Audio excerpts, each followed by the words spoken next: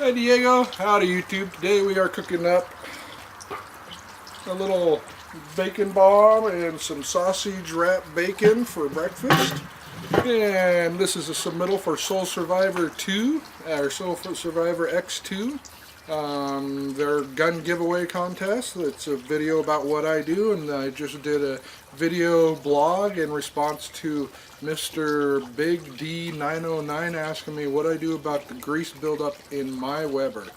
As y'all know, I do a lot of offset cooking on the Weber, and so yes, I manage my grease. That's how I do it. I use it to cure the Weber just like cast iron grill. And hopefully today's video will have answered that question for you.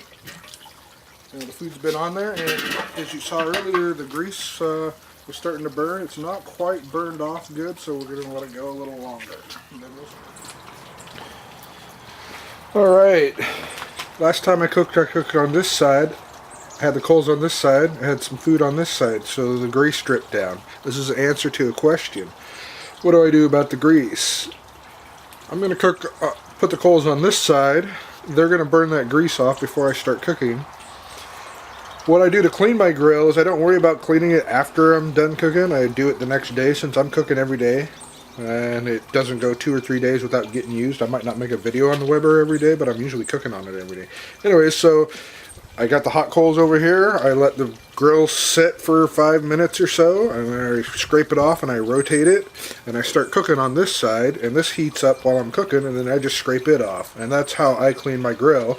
Now there's going to be grease dripping down over here where there's no coals because that's where I'm cooking, and I just repeat the process. You keep moving back and forth. That's how you cook offset, keep your grill clean, and make some really tasty food. And as you can see, I never bring my grill to a stainless steel clean shine. It was never that way when I got it used, and the way I'm doing it, it's always cured, so it's not going to worry about corrosion, and there's no reason to scrub it hard. Now I do take a paper towel and wipe across the surface that I'm going to be cooking on to get the extra carbon off, but that's all I really do. And I hope that answers your question, and everyone found that informative. Now let's watch how I'm doing this.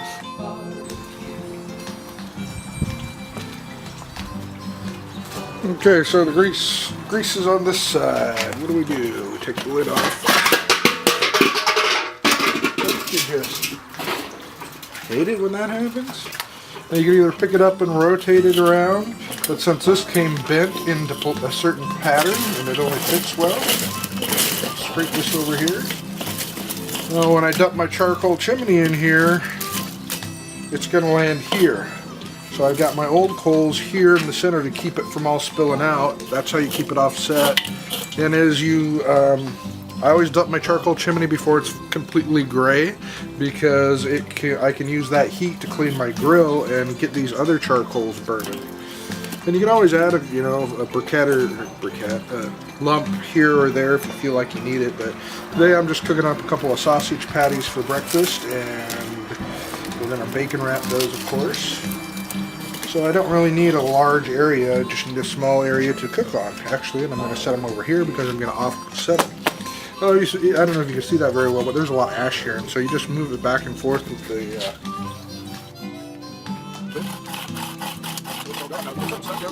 Don't force it. Lift up your grate, pull the rock out, pull the piece of charcoal out, pull the briquette out. The idea is to get that air path away so you have good control of your hair.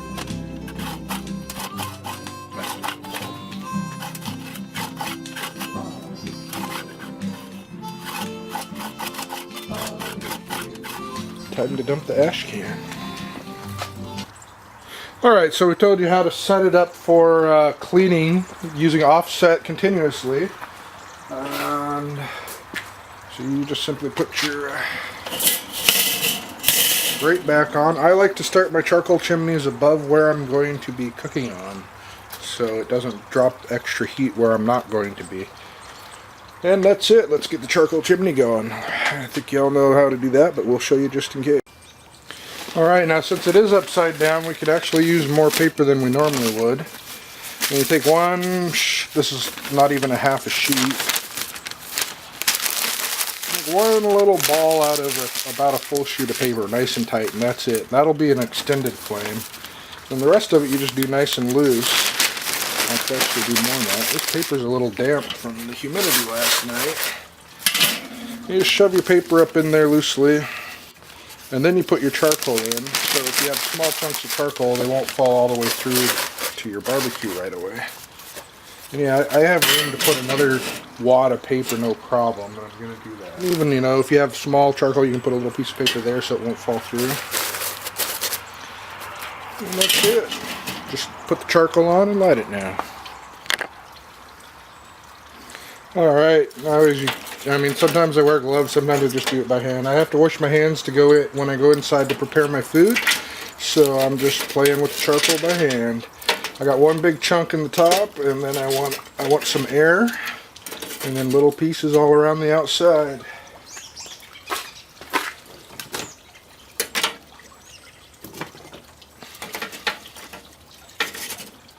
And you don't have to be this anal, you can just simply dump the charcoal on there. But you don't want a bunch of chunks like that on there, obviously. You save these for your low and slow.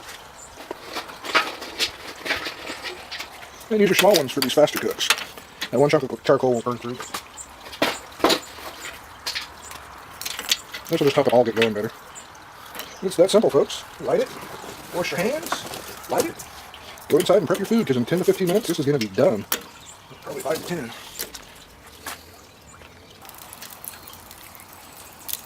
It looks like one piece of bacon will work if I don't rip it apart, so let's try that again.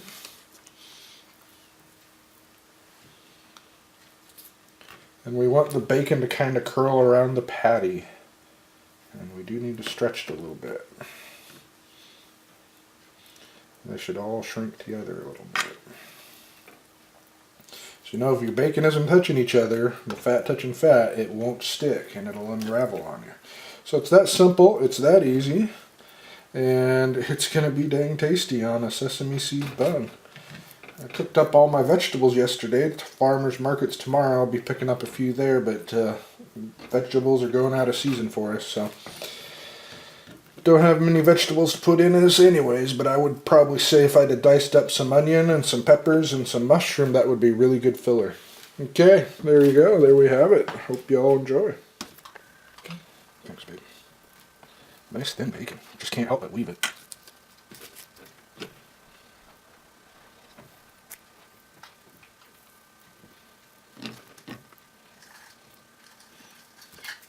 I think starting in the middle is actually easier, but it's a small weave.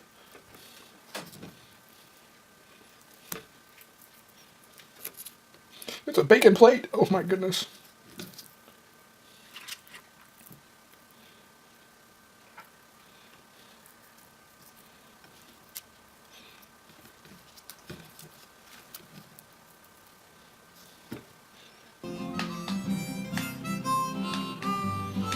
That's too small to eat all my sausage for that small bacon plate.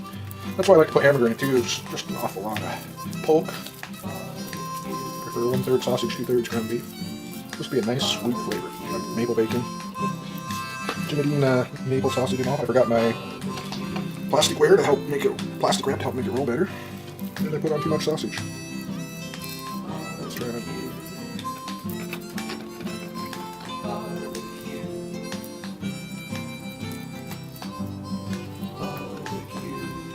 Make sure your weave overlaps so it won't fall apart on you. Bacon must touch bacon. And it's that simple, folks. One of your simplest, smallest weaves you can do. Alright, as you can see, they're almost white all the way through. We got some flame going up there on top of it. And so it's a little bit later than I usually like to get these going. I should do this because sometimes holes fall out the bottom, they hit your shoes, and they burn a hole in you. Always shake out the loose in case something falls out type of situation. Just a safety precaution. It's that simple, folks. We've got the bottom vents all the way open, and we're going to put the lid on with the top vents all the way open. And that's going to give us about 10 minutes of heating up time. I'm actually going to leave the lid off a little bit, like that. Oh, look, it did it when it fell. On it. Anyways, that's how I cook offset on a barbecue. We're going to clean that grill up, flip it around the other side, and put the food on. Alright, it's been maybe 2 minutes. Top of the kettle's hot. That means the entire kettle is now hot, and that's all that part of the situation was. Now there's still a little bit of grease on this grill heel, so I'm not going to scrape it. I want the grease to pretty much be burned off, so we're going to give it about 2 minutes with it like this, then we're going to scrape it, because it's going to get really hot with that extra air being able to flow through there. That's how you control your temperature on your coals, is your airflow. Anyway, so that's what we're going to do, and we'll get back with you on that. I hope this is answering the question on what you do on cleaning the grill with the grease and all that. Alright, looks like most of the grease is burned off, so we won't be greasing up our grill brush. And if you do that, then you got to hold it over the coals and burn it off too. Anyways, we now have plenty of room to cook. It's all cleaned up. Doesn't need to get any cleaner than that there. And I'll hit it with my other grill brush in a minute. Now this isn't totally, that's about as far as I'm going to go, halfway.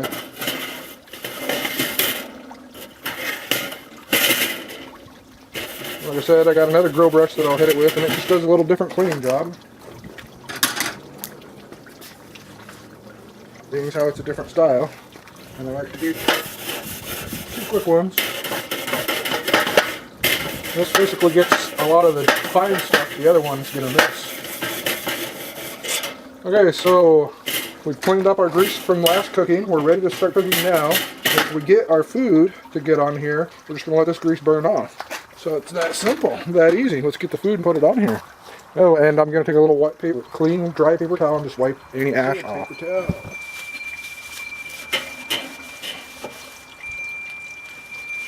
And that's really hot on my arm, so we're done.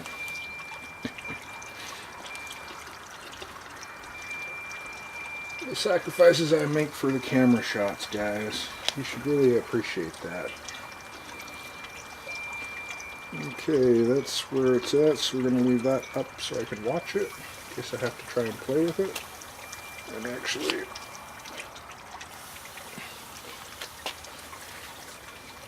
And as you can see, that's burning off really good. It's going to create some nice smell for our food to cook on. And we're going to cool the whole barbecue down by putting that lid on. And then adjusting the lower portion down here. Let's reposition the camera. Alright, now through experimentation, I've discovered that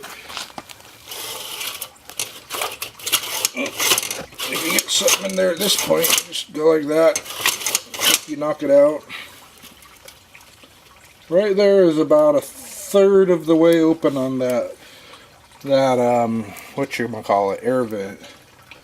And that's going to keep it at about the temperature it currently is. A windy day, it might not do it. You might need to open it up a little more. But that's about where it is. It's for your Weber Gold. And I usually never close the top vent unless I'm just shutting it down for the night.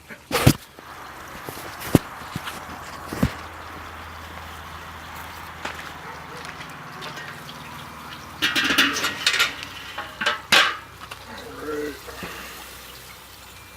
Almost done. And that's starting to pop up, puff up. Uh-oh. We're going to have to toothpick that in. It's expanding wrong.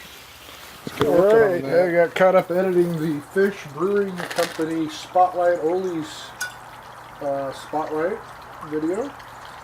It's going to be on now. Can't tell you about that, but the rumor is they're going to be covered by somebody on the Food Network. So, bacon is dang crispy, but not burnt to a crisp. I did drop a piece. Man down, bad Mac. These are looking pretty good. I'm going to get a spatula and I'm going to flip them over. I'm going to put some more bacon down to finish up my bacon.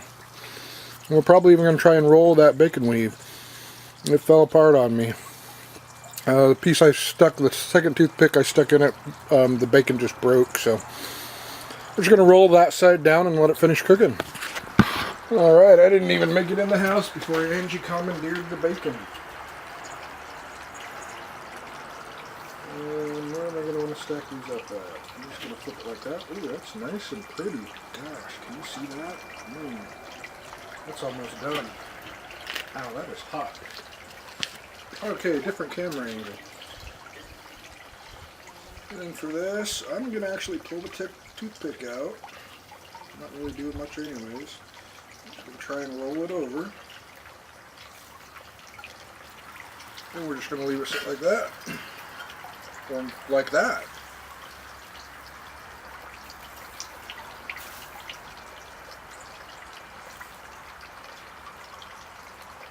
There's a little more room for the bacon. Now, there's not a better flavored bacon you're going to get than one you cook on your grill. Even if it's just a gas grill, it's going to make better bacon than you can fry in a pan. The trick is to do it offset, so you're not dropping the grease down into the flames. Otherwise, it's a lot harder, but you can cook bacon that way too.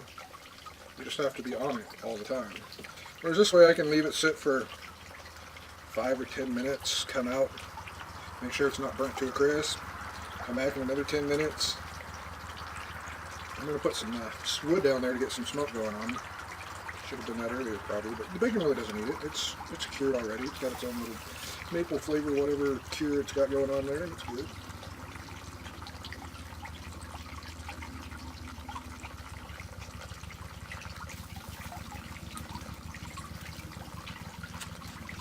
Alright, that's about as full as I got. I got 3 pieces left, so we'll just deal with that.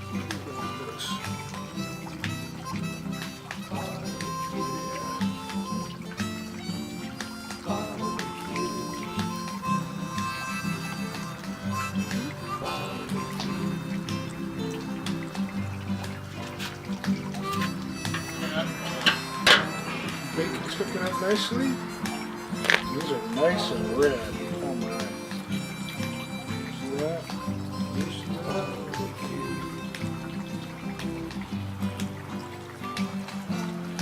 Set that there to burn the bottom a little bit. Charred low. I'm really not sure what to do with this. I think we'll just screw it this way and we'll let it sit.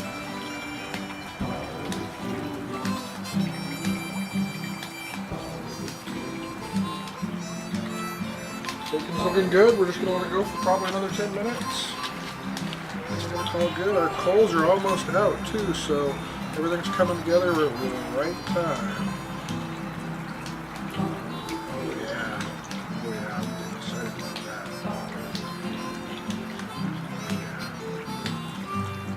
Oh, you can see that. That is beautiful. Have to take the camera inside and get a good shot, huh?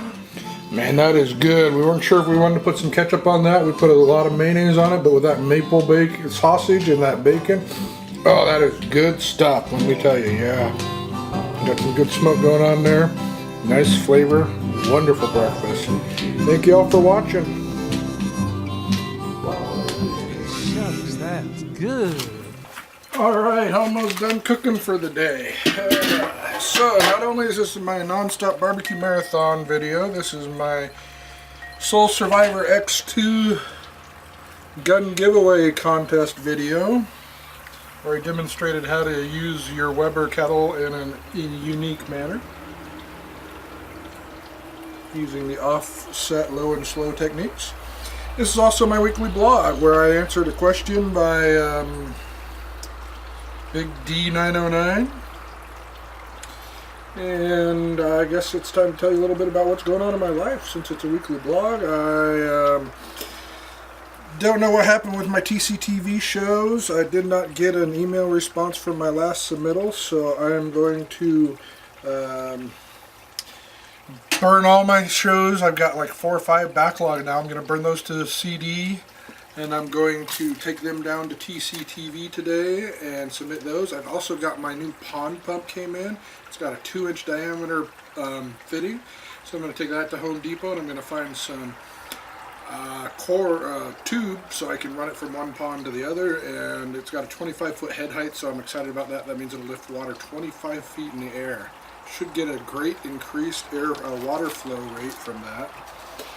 And then there's the Eco Village stuff, and what's going on with the Eco Village is I've decided to try and combine the charitable research projects with a for-profit living store that has yurts and teepees and biodigesters, biochar manufacturing, every sustainable technology component you can put together in a living situation will be there.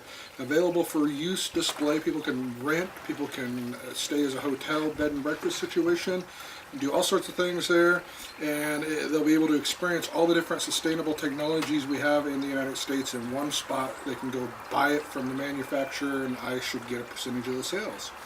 That's how I see the vision of the Eco Village becoming real, and thus working on the sustainable research at the same time. And that's it for today. See y'all next Monday.